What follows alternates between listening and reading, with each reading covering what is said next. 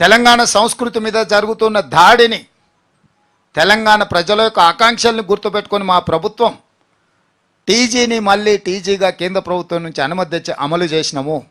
జయ జయ తెలంగాణని ఎక్కడైతే నిషేధానికి లోనైందో గల్లీ గల్లీలో జయ జయ తెలంగాణ గానం వినాలి, తరతరాల మన పిల్లలు ఆ స్ఫూర్తిని పొందాలి అని రాష్ట్రీయ గీతంగా మా మంత్రివర్గం నిర్ణయం తీసుకొని ఆ పాటకు, ఆ ఆలోచన విధానానికి మా ప్రభుత్వం అవకాశం కల్పించింది.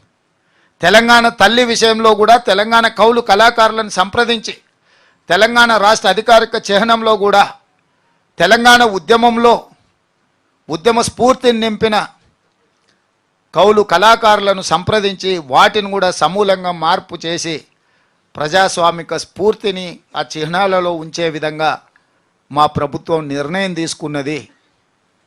అదేవిధంగా పరిపాలనకు సంబంధించి నిషేధిత ప్రాంతాలుగా ఉన్న ప్రగతి భవన్ కావచ్చు, రాష్ట్ర సచివాలయం కావచ్చు, ఇవి నిషేధిత ప్రాంతాలు కావు. ప్రజలు స్వేచ్ఛగా రావచ్చు, వాళ్ళ సమస్యలు విజ్ఞప్తులు చేయొచ్చు, వాటిని పరిష్కరించడానికి మా ప్రభుత్వం ఉన్నది అని చెప్పి సచివాలయ గేట్ల నుంచి ప్రగతి భవన్ ముందల ఉన్న ముళ్ళ కంచెలను బద్దలు కొట్టి ప్రజలకు ప్రవేశం కల్పించినము.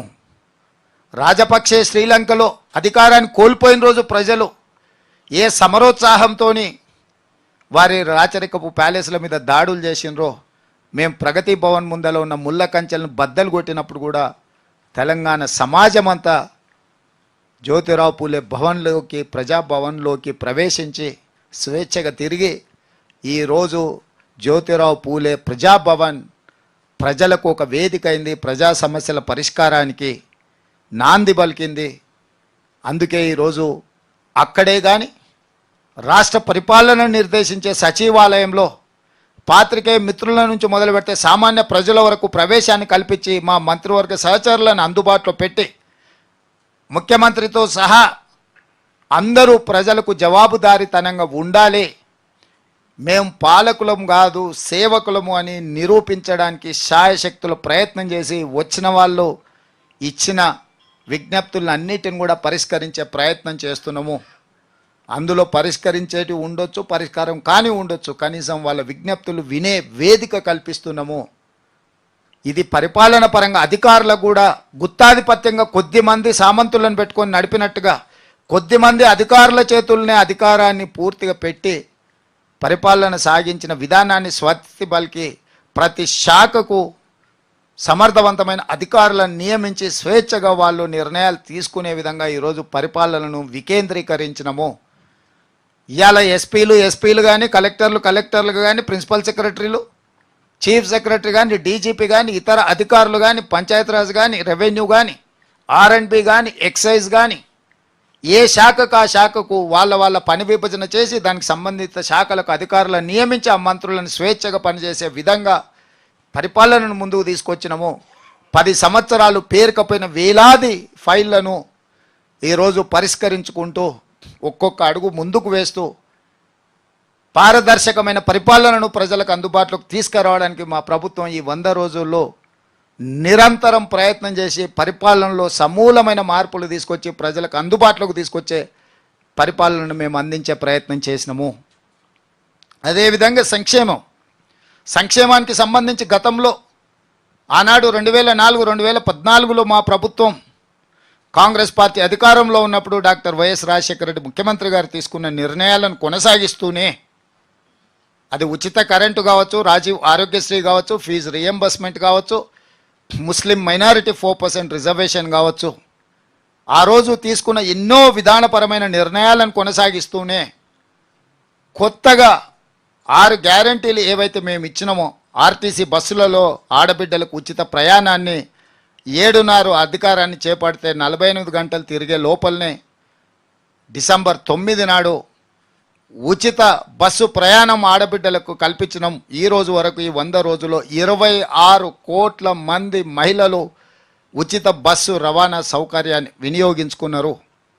ఆనాడు పేద ప్రజలు వైద్యం అందక చనిపోతుంటే రాజశేఖర రెడ్డి గారు విజ్ఞతతో ఆలోచన చేసి రాజీవ్ ఆరోగ్యశ్రీ 2 లక్షల రూపాయలు ఉచిత వైద్యాన్ని తీసుకొస్తే కాంగ్రెస్కు పేరు వస్తుంది, పేదవాళ్ళు చస్తే నాకు పోయేదేముందని చంద్రశేఖరరావు గారు రాజీవ్ ఆరోగ్యశ్రీని నిర్వీర్యం చేస్తే మేము వచ్చిన ఎంబడే 48 గంటల్లోనే పేదలకు 10 లక్షల రూపాయలతోని ఉచిత కార్పొరేట్ వైద్యాన్ని అందించడానికి చాలా అదనపు జబ్బులను కూడా అందులో చేర్చి ఈరోజు పేద ప్రజలకు వైద్యాన్ని అందించే సంక్షేమ పథకాన్ని మేము అమలు చేస్తున్నాము. ఇదే కాకుండా ఆనాడు దీపం పథకం ద్వారా ఆడబిడ్డలు కష్టాలలో ఉన్నారు, కన్నీళ్లు పెడుతున్నారు, కట్టెల పొయ్యిలో ఊది ఊది ఆ పొగ గొంతులోకి ఊపిరితిత్తుల్లోకి పోయి క్యాన్సర్ వచ్చి చచ్చిపోతుంటే శ్రీమతి సోనియా గాంధీ గారు యూపీఏ ప్రభుత్వంలో దీపం పథకం ద్వారా గ్యాస్ పొయ్యి సిలిండర్ ఇవ్వడమే కాకుండా 400 రూపాయలకే సిలిండర్ ఇస్తే మోడీ కేసీఆర్ గారు కలిసి 1200 రూపాయలకు పెంచింది.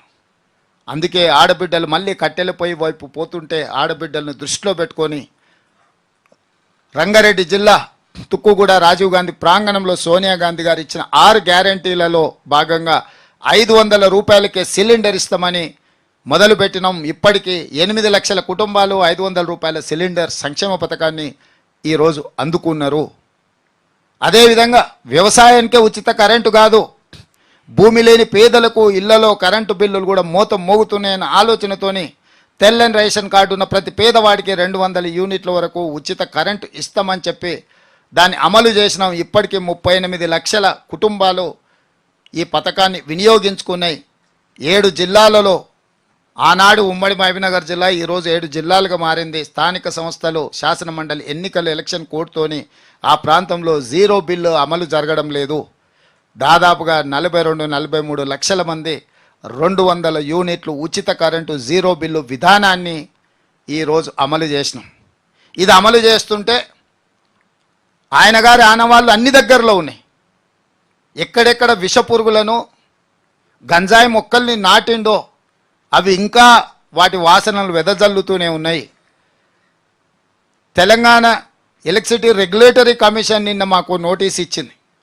మీరు సబ్సిడీ ముందుగాల సంస్థలకు చెల్లించిన తర్వాతనే జీరో బిల్ ఇవ్వాలని. ఆ మేధావికి నేను చెప్పదలుచుకున్నా, ఇన్ని రోజులు రైతులకు ఉచితంగా కరెంట్ ఇస్తే ఆనాటి ప్రభుత్వం 24 గంటలు ఇస్తుందంటే ఏ రోజైనా ఈ ఆదేశం ఇచ్చినవా? నీ జాతి బుద్ధి నీ నీతి బోనించుకోలేదని చెప్పి ఆదేశాలు ఇచ్చినాయని నేను చెప్పదలుచుకున్నా. నీ ఇంటి పేరు తన్నీరు ఉన్నంత మాత్రాన్ని నువ్వు పన్నీరు అనుకుంటున్నావేమో. తెలివితేటలు మానాలి అని నేను చెప్పదలుచుకున్నా.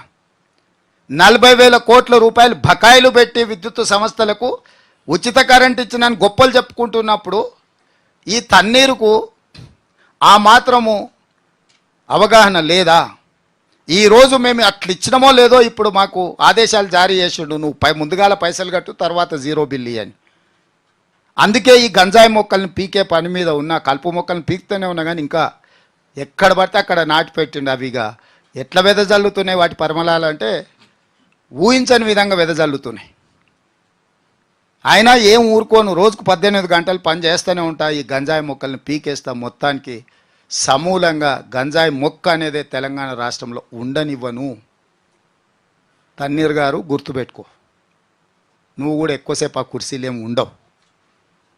యథాలాపంగా ఉన్నప్పుడు ఏటేద్దాం అనుకుంటున్నావు నువ్వు, కానీ అట్లేం ఉండదు. మాకు లెక్క ఉంటుంది, ఆ లెక్క ప్రకారమే పనిచేస్తాం. అయినా జీరో బిల్లు 200 యూనిట్లు ఉచితంగా పేదల ఇండ్ల కరెంట్ ఇస్తుంటే కుట్రదారులు ఫామ్ హౌస్లో ఉండి కనుసైగలు చేస్తే కొంతమంది తెలివితేటలు ప్రదర్శిస్తారు. మీరు అడ్డుపడ్డా అడ్డం తొలగించుకొని అవసరమైతే అడ్డంగా మీద ఎక్కించి ఆయన ముందుకెళ్ళి పేదలకు జీరో బిల్లు పథకాన్ని అమలు చేస్తామని చెప్పి మీ ద్వారా నేను చెప్పదలుచుకున్నాను.